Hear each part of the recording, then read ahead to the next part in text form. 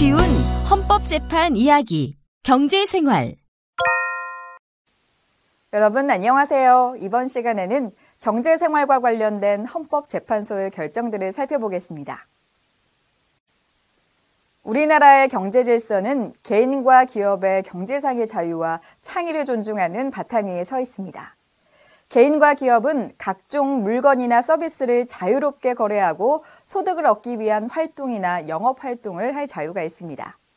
또한 이를 통해 재산을 취득하고 자신이 원하는 방법으로 사용하거나 처분할 수도 있습니다. 다만 국가는 다양한 사회적 과제를 실현하기 위해 경제에 관한 규제와 조정을 할 수 있는데요. 먼저 경제생활과 관련된 국민의 자유와 권리에 대해 살펴볼까요? 첫째로 계약의 자유가 있습니다. 각종 물건이나 서비스를 사고 파는 활동은 기본적으로 사람들 사이의 합의, 즉 계약에 따라 이루어집니다. 일상생활에서 계약을 체결할 것인지, 누구와 어떤 방식으로 어떤 내용의 계약을 체결할 것인지는 계약을 하는 당사자의 자유에 맡겨져 있습니다. 이러한 계약의 자유는 일반적인 행동의 자유에 당연히 포함되어 있고 헌법 제10조의 행복추구권에 의하여 보장됩니다. 둘째로 직업의 자유가 있습니다. 직업은 생활에 필요한 것들을 마련하는 계속적인 활동인데요. 직업활동은 개인의 인격을 실현하는 의미도 있습니다. 우리 헌법 제15조는 직업 선택의 자유를 보장하고 있고 여기에는 자신이 원하는 직업을 자유롭게 선택하는 것뿐만 아니라 선택한 직업을 자신이 원하는 방식으로 수행할 자유도 포함되어 있습니다. 셋째로 재산권이 있습니다. 재산권이 보장됨으로써 개인은 경제활동을 통해 취득한 재산을 소유하고 사용하며 그로부터 이익을 얻을 수 있고 타인에게 팔거나 빌려줄 수도 있습니다. 한편 개인이 자신의 재산을 이용하거나 처분하는 것이 국민 다수의 생활에 큰 영향을 미치는 경우에는 공익을 위해 재산권이 제한될 수 있습니다. 그리고 도로를 신설하기 위해 그 부지를 수용하는 것과 같이 공공의 필요에 의해 법률로서 재산권을 박탈하는 수용 등의 경우에는 정당한 보상이 있어야 합니다. 이러한 재산권은 헌법 제23조에 의해 보장됩니다. 경제생활과 관련된 이러한 기본권들은 어떤 경우에 제한되고 또 그 한계는 어디까지일까요? 지금부터 기간제 근로자의 사용기간에 관한 결정을 비롯한 6개의 헌법재판소 결정들을 통해 경제생활에 관한 기본권의 제한과 그 한계에 관해 살펴보겠습니다. 그럼 시작해볼까요? 첫 번째 이야기, 기간제 근로자의 사용기간. 비정규직은 2년 이상 근무를 못한다고요? 전자회사에서 비정규직 생산직 사원인 생산주임으로 근무하던 A씨는 계약기간 2년이 되는 날 회사로부터 계약갱신을 거절당하였습니다. 유통회사에서 비정규직 사원으로 근무하던 B씨는 계약기간 약 7년 2개월이 되는 날, C씨는 계약기간 약 9년 2개월이 되는 날 동시에 회사로부터 계약갱신을 거절당하였습니다. 사용자가 기간제 근로자를 2년 이상 사용할 수 없도록 규정한 법률 조항이 시행되었기 때문인데요. A씨 등은 근로기간을 마음대로 정할 수 없게 만든 법률 조항 때문에 오히려 피해를 입었다는 생각이 들었습니다. A씨 등에 대한 계약갱신 거절의 원인이 된 법률 조항은 이들의 기본권을 침해하는 것일까요? 일반적으로 고용관계는 사용자와 근로자 사이의 근로계약으로 정해집니다. 근로계약은 근로기간을 정하지 않는 형태로도 가능하지만 근로기간을 한정하는 형태로도 가능한데 이때 근로기간은 사용자와 근로자 사이의 자유로운 합의로 정하는 것이 원칙입니다. 그런데 A씨 등에게 적용된 법률 조항은 근로기간을 정할 때는 일정한 한도 안에서만 정하도록 했기 때문에 근로자의 계약의 자유를 제한한다고 볼 수 있습니다. 그런데 근로기간을 한정하는 근로계약을 제한 없이 허용할 경우 일반적인 근로자의 입장에서는 반복적으로 단기의 근로계약 체결을 강요당하더라도 거부할 수 없을 것이므로 불안정 고용이 증가하고 비정규직과 정규직의 격차가 심화될 것입니다. 이러한 상황을 방지하기 위해서는 기간제 근로자를 일정 기간 동안만 사용하도록 하고 그 기간을 넘어서 근로자를 사용하는 경우 무기계약직으로 전환하도록 유도할 필요가 있습니다. 이러한 제한은 고용 불안의 해소와 근로조건 개선을 위해 불가피하고 현실적으로 고용 안정에 기여하고 있습니다. 따라서 문제된 법률 조항이 A씨 등의 계약의 자유를 지나치게 침해한다고 볼 수는 없습니다. 두 번째 이야기. 건물 임대차의 존속기간. 신축 종합 쇼핑몰 시설 20년 넘는 임대는 무효라고요? S주식회사는 낡은 기차역이 있는 토지를 소유하고 있습니다. S주식회사는 이 땅에 종합 쇼핑센터를 지으면서 건물 신축 비용을 우선 임대료 수입으로 충당하려는 계획을 세웠습니다. 그리고 A주식회사에게 신축 건물을 30년 동안 임대하기로 하면서 750억 원의 임대료를 지급받았는데요. 임차인인 A주식회사는 계약에 따라 임대료를 지급했지만 종합 쇼핑몰 운영 수입이 당초 예상처럼 높지 않을 것으로 판단되자 임대료가 너무 부담이 되었습니다. A주식회사는 민법에서 원칙적으로 임대기간을 20년 이내로 하도록 규정한 것을 보고 S주식회사에게 계약기간 중 20년이 넘는 부분은 민법에 위반되어 무효라고 주장하였습니다. S주식회사는 임대인과 임차인이 임대기간을 자유롭게 정할 수 있는 것 아닌지 의문을 표시했는데요. 임대기간을 20년으로 한정한 민법 조항은 헌법에 위반되는 것일까요? 임대차 계약의 당사자는 계약 내용 중 하나로서 임대차 기간을 자유롭게 정할 수 있습니다. 그러므로 민법에서 임대차 기간의 상한을 원칙적으로 20년으로 규정한 것은 임대인과 임차인의 계약의 자유를 제한하는 것입니다. 물론 계약의 자유가 절대적인 것은 아니기 때문에 공공복리 등을 위해서 필요한 범위에서 제한하는 것은 가능합니다. 그렇지만 이 사건에서 문제된 민법 조항은 입법 취지가 불명확하고 설령 그 취지가 임차물의 관리 소홀과 가치 하락을 방지하기 위한 것이라고 하더라도 필요한 범위를 넘는 제약을 규정하고 있습니다. 이러한 규제는 1958년 민법 제정 당시에 비해 현저하게 달라진 현재의 사회 경제적 현상을 제대로 반영하지 못할 뿐만 아니라 양 당사자가 20년이 넘는 임대차를 원할 경우 우회적인 방법을 취할 수밖에 없도록 하여 자율적인 거래를 왜곡하게 됩니다. 따라서 계약의 자유를 과도하게 침해하여 헌법에 위반됩니다.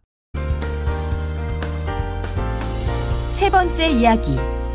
임원의 형 선고와 법인의 건설업 등록 말소. 사장님이 무면허 운전했다고 회사가 문을 닫아야 하나요?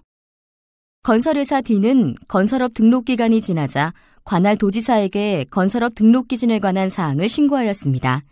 관할 도지사는 D 회사의 대표이사인 A씨가 무면허 운전으로 징역 4월에 집행유예 2년을 선고받은 것이 결격사유에 해당한다고 신고를 반려하였습니다. 몇 달이 지나 D 회사는 A씨를 대표이사에서 해임하고 B씨를 대표이사로 선임하였습니다. 하지만 관할 도지사는 등록 결격 사유가 있다는 것을 안 날부터 3개월이 지난 후에야 대표이사를 새로 선임하였다는 이유로 D회사의 건설업 등록을 말소하였습니다. D회사는 회사 임원이 건설업과 관련되지 않은 범죄로 형사처벌을 받았는데도 건설업 영업권을 박탈하는 것은 지나치다는 입장입니다. D회사의 주장처럼 건설회사의 임원이 일정한 형사처벌을 받은 경우 그 사유를 안 날부터 3월 이내에 해당 임원을 바꾸어 선임하지 않으면 건설업 등록을 반드시 말소하도록 한 것은 헌법에 위반되는 것일까요? D회사에 적용된 등록 말소 조항은 범죄를 저지르고 형사처벌을 받은 임원이 3개월을 넘어 계속하여 재직하는 경우 건설업 등록을 말소하도록 하고 있습니다. 이것은 건설회사가 누구를 임원으로 하여 회사를 운영할지에 관한 직업 수행의 자유를 제한합니다. 이 조항의 목적은 건설업자의 자질을 보장하고 건설업자가 관련 법규를 잘 준수하도록 하여 부실 시공을 방지하려는 것입니다. 하지만 임원이 저지른 범죄가 어떤 종류의 것인지 얼마나 중대한 범죄인지를 묻지 않고 건설업 등록을 말소하도록 한 것은 지나친 제재입니다. 해당 임원이 건설업과 관련된 범죄 행위를 저지른 경우에 그를 업무에서 배제하도록 하고 이에 따르지 않을 경우 행정상 제재를 가하는 방법으로도 건설업자의 자질은 보장될 수 있습니다. 따라서 이 사건에서 문제된 건설업 등록 말소 조항은 그 취지가 정당하다고 하더라도 건설회사의 직업 수행의 자유를 과도하게 침해하여 헌법에 위반됩니다. 네 번째 이야기. 공공기관 종사자의 퇴직 후 취업 제한. 이런 취업도 전관 예우인가요? A씨는 금융감독원의 4급 직원인 선임조사에게 재직 중입니다. 한편 5급 직원이었던 B씨는 근래에 4급으로 승진하여 역시 선임조사에게 재직하게 되었습니다. A씨와 B씨는 조만간 퇴직 후 금융기관에 취업하여 자신이 담당했던 업무와 관련된 전문성을 살려서 일하려는 계획을 가지고 있습니다. 그런데 A씨 등은 금융감독원의 4급 이상 직원에 대하여 퇴직일부터 2년간, 퇴직 전 5년 동안 소속했던 부서의 업무와 밀접한 관련이 있는 일정 규모 이상의 사기업체 등에는 원칙적으로 취업할 수 없도록 한 법률 조항에 따라 취업에 제한을 받게 되었습니다. A씨 등은 퇴직 이후의 인생 계획을 어떻게 세워야 할지, 새로운 직장을 어찌 구해야 할지 막막해졌는데요. A씨 등의 취업을 제한하는 법률 조항은 이들의 기본권을 침해하는 것일까요? 금융감독원의 4급 이상 직원이 퇴직한 이후 업무 관련성이 있는 사기업체 등에는 원칙적으로 취업할 수 없도록 하는 것은 직업 선택의 자유를 제한하는 것입니다. 그렇지만 이러한 취업 제한은 금융감독원 직무가 공정하게 이루어지도록 하고 건전한 금융 질서를 확보하기 위한 것입니다. 금융감독원 직원이 퇴직한 이후에 취업할 생각을 가지고 특정 업체에 특혜를 부여하거나 재취업한 업체를 위해서 재직 중에 취득한 기밀 또는 정보를 이용하는 일이 없도록 하려는 것이지요. 또한 재직했던 부서에 부당한 영향력을 행사하는 것도 사전에 방지할 필요성이 있습니다. 또한 A씨 등에게 적용된 법률은 취업이 제한되는 사기업체의 범위를 한정하고 취업 제한의 대상자를 4급 이상 직원으로 제한 기간을 퇴직 후 2년으로 한정했을 뿐만 아니라 예외적으로 공직자윤리위원회의 승인을 얻어 취업할 수도 있게 함으로써 불필요한 제한을 방지하고 있습니다. 따라서 문제된 법률 조항은 필요한 범위를 넘어 A씨 등의 직업 선택의 자유를 침해하지 않습니다. 다섯 번째 이야기. 성범죄자의 의료기관 취업 제한. 순간의 잘못으로 10년간 의사를 못한다고요? A씨는 대학 도서관 로비에서 잠을 자고 있던 학생을 추행하여 준 강제추행죄로 벌금형의 약식명령을 받았습니다. 이후 A씨는 공중보건의사로 임용되어 지방병원에서 근무하게 되었는데요. A씨는 경찰서장으로부터 법률상 성범죄자는 처벌을 다 받은 뒤에도 10년 동안은 의료기관을 개설하거나 의료기관에 취업할 수 없다는 통보를 받았습니다. 이후 A씨의 근무지는 지역 소방안전본부로 변경되었습니다. A씨는 자신의 잘못은 인정하지만 구체적인 범죄의 내용이나 죄질을 따지지 않고 무조건 10년 동안 의료기관 개설이나 취업을 할 수 없도록 한 것은 지나치다고 주장합니다. 이러한 취업 제한 조항은 A씨의 기본권을 침해하는 것일까요? A씨 등에게 적용된 취업 제한 조항은 개인의 능력과 자질에 따라서 일정한 직업을 가질 수 없도록 한 것으로서 직업 선택의 자유를 제한합니다. 이러한 취업 제한은 의료업 종사자의 자질을 일정한 수준 이상이 되도록 보장하기 위한 것입니다. 국민을 성범죄로부터 보호하고 국민이 의료기관을 믿고 이용할 수 있도록 하려는 것이죠. 그러나 성범죄자 중에는 죄질이 비교적 가볍고 성범죄를 다시 저지를 위험이 없거나 매우 낮은 사람도 있을 수 있습니다. 그럼에도 당사자가 저지른 죄가 얼마나 중대한 것인지, 범죄를 다시 저지를 위험성이 있는지 여부를 판단할 수 있는 구체적이고 개별적인 심사 절차를 두지 않은 채 일률적으로 10년이라는 장기간 동안 계속하여 의료기관 취업을 제한하는 것은 가혹한 것입니다. 그러므로 A씨에게 적용된 취업 제한 조항은 직업 선택의 자유를 과도하게 침해합니다. 여기서 잠깐! 직업의 자유도 다른 기본권들처럼 헌법 제37조 제2항의 과잉 금지 원칙에 따라 제한될 수 있습니다. 그런데 선택한 직업을 수행할 자유를 제한하는 경우보다 직업을 선택할 자유를 제한하는 경우 직업 활동을 통해 개인의 인격을 실현하는 데에 대한 침해의 효과가 더 큽니다. 그러므로 직업 수행의 방식을 제한하는 것만으로 법률의 목적을 달성하기에 충분한 경우에는 직업을 선택하는 자유까지 제한해서는 안 됩니다. 직업을 선택할 자유를 제한할 때에도 우선적으로 개인의 능력이나 자질 등에 따라야 하고 개인의 능력 등과 상관없는 사유에 의한 제한은 월등하게 중요한 공익을 위해 명백하고 확실한 위험을 방지하기 위한 경우에만 정당화됩니다. 6번째 이야기. 보상 없는 개발 제한 구역 지정. 그린벨트로 묶인 내 땅, 보상도 없나요? A씨가 소유한 토지는 1972년 그린벨트, 즉 개발 제한 구역으로 지정되었습니다. A씨는 1982년 그린벨트로 지정된 자신의 땅에 관할구청의 허가를 받지 않고 건물을 지었습니다.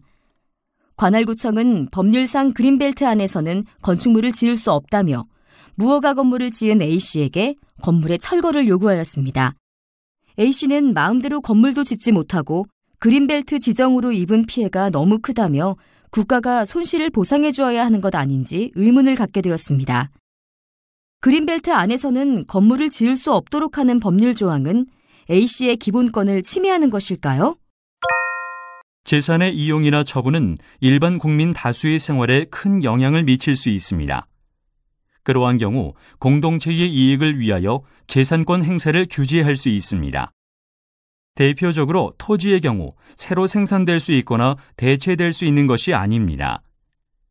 토지는 생산과 생활의 기반이 되는데 우리나라의 토지는 인구에 비하여 절대적으로 부족합니다. 따라서 토지에 대한 재산권 행사에는 공동체의 이익이 보다 강하게 영향을 미칠 수 있습니다. 그러나 개발 제한 구역으로 지정되고 나서 종래의 목적으로 토지를 사용할 수 없거나 달리 이용할 방법이 전혀 없는 예외적인 경우에도 아무런 보상 없이 이를 감수하도록 한다면 이것은 토지 소유자의 재산권을 과도하게 침해하는 것입니다. 마무리하기. 개인과 기업의 경제상의 자유와 창의를 존중하는 우리나라의 경제 질서에서 개인과 기업에게는 계약의 자유, 직업의 자유, 그리고 재산권 등의 기본권이 보장됩니다. 다만 국가는 다양한 사회적 과제를 실현하기 위해 경제에 대한 규제와 조정을 할 수 있고 이에 따라 경제생활에 관련된 기본권들은 제한될 수도 있습니다. 하지만 이러한 제한에는 헌법상 한계가 있습니다.